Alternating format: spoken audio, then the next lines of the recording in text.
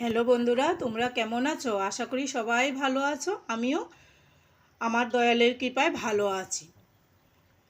আমার বড়োদেরকে প্রণাম, ছোটোদেরকে অনেক অনেক ভালোবাসা। সবাই ভালো থাকো, ঠাকুরের কাছে এই কামনা করি।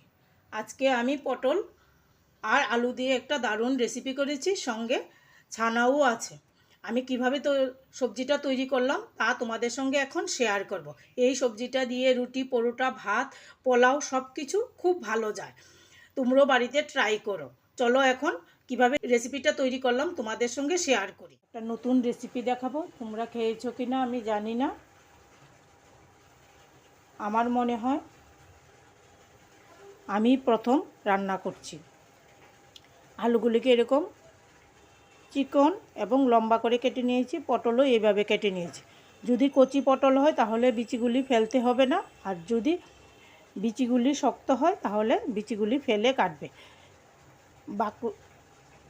পটলের খোসাটা আমি ছাড়িয়ে নিয়েছি, কিছু রেখেছি, কিছু ছাড়িয়ে নিয়েছি। এইভাবে আমি পটল আর আলু কেটে নিয়েছি। কড়াইটা বসিয়ে দিলাম, এবার ওভেন ধরিয়ে দিলাম। কড়াই গরম হলে আমি রান্না শুরু করে দেব।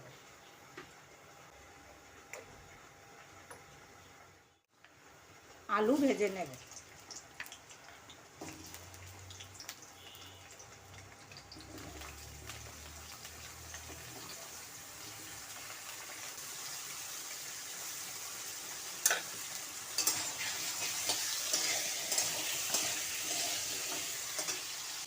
হলুদ আর লবণ দিয়ে আলু ভেজে নিচ্ছি। ঢাকনা দিয়ে রাখবো, তাড়াতাড়ি সেদ্ধ হয়ে যাবে। ঢাকনা খুলে নাড়াচাড়া করে দিচ্ছি।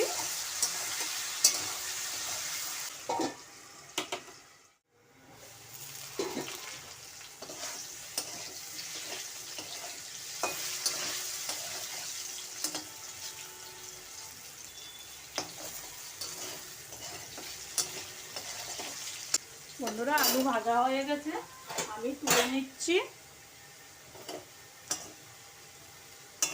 নরমও হয়ে গেছে।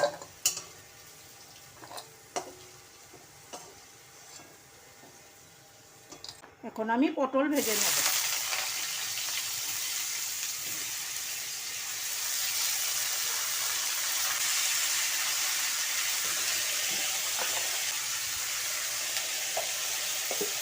হলুদ লবণ দিয়ে পটলও ভেজে নেব। একটু ঢাকনা দিয়ে রাখবো।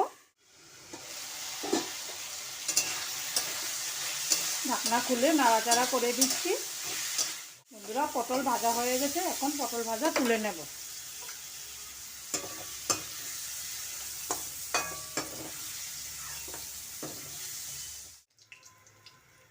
আবার 1 চামচের মতো তেল দিয়ে দিলাম। এই তেলের মধ্যে শুকনো লঙ্কা দিলাম,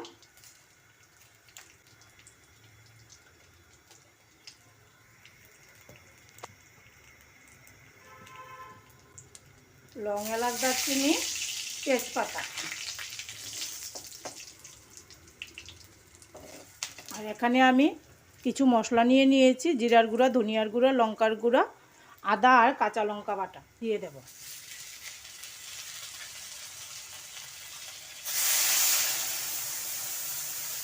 মশলাটা ভালোভাবে কষিয়ে নেব।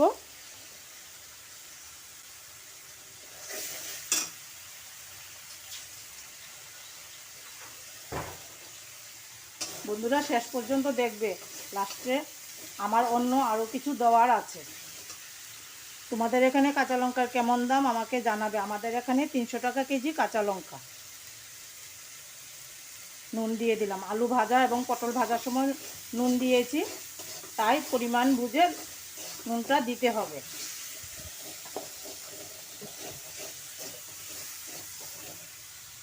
সামান্য জল দিয়ে দিলাম। দিয়ে এখানে আমি 1 বাটি ছানা নিয়েছি, এবার ছানাটা দিয়ে দেব।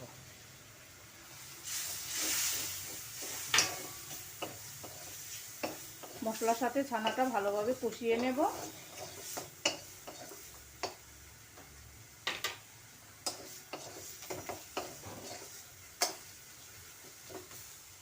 এখন পটল আর আলু ভাজা দিয়ে দিলাম।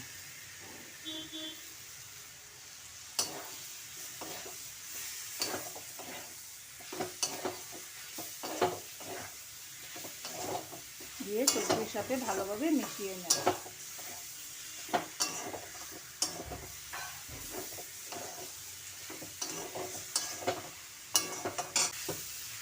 ভালোভাবে কষানো হয়ে গেছে, এখন আমি জল দিয়ে দিচ্ছি।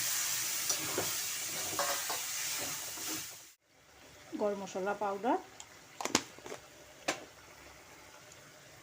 ঘি,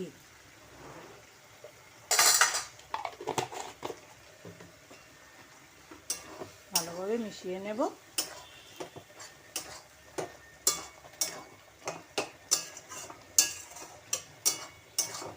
5 মিনিট ঢাকনা দিয়ে রাখবো, চুলার আঁচ কমিয়ে।